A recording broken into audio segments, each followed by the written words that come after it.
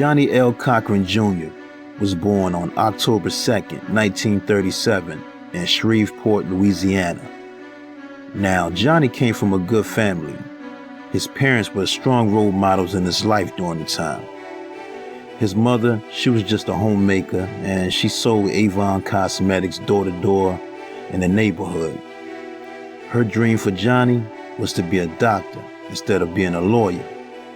Now, his father, Johnnie L. Cochran Sr., was a pipe fitter for the shipyard, but later moved the family to California and became a salesman selling policies for insurance companies called Golden State Mutual Life Insurance, which was the largest black-owned company in California at the time.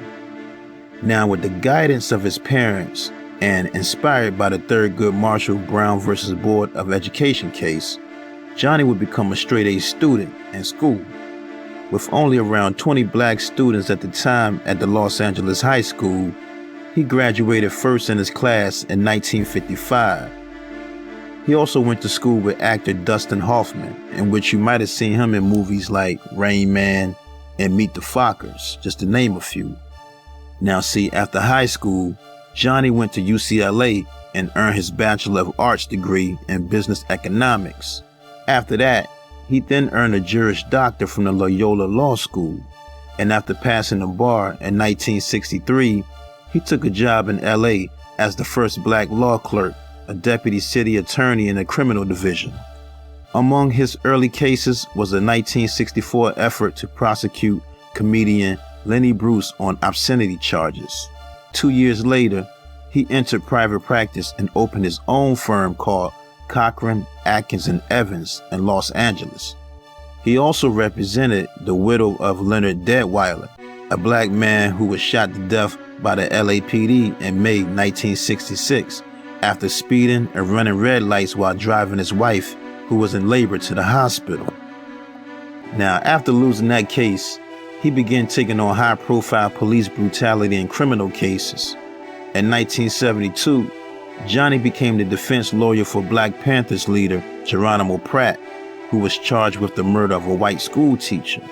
Even though Geronimo Pratt was convicted and spent 27 years in prison, Johnny never stopped fighting for him. He never gave up on him. And in 1997, a judge reversed the 1972 murder conviction, and he was awarded $4 million in a settlement.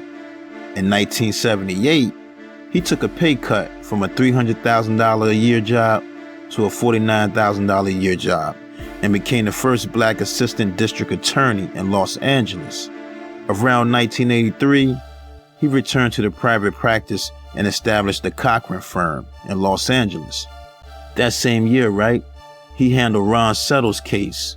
Now, Ron Settles, he was a black football player who was arrested and died in his jail cell, where he was badly beaten and his body was found hanging on June 2nd, 1981. Cochran represented the case and won $1 million settlement for the family. In 1990, he got attempted murder charges dropped against former Different Strokes star Todd Bridges. In 1992, Johnny represented Reginald Denny, a white truck driver who was badly beaten during the LA riots following the verdict of the Rodney King case.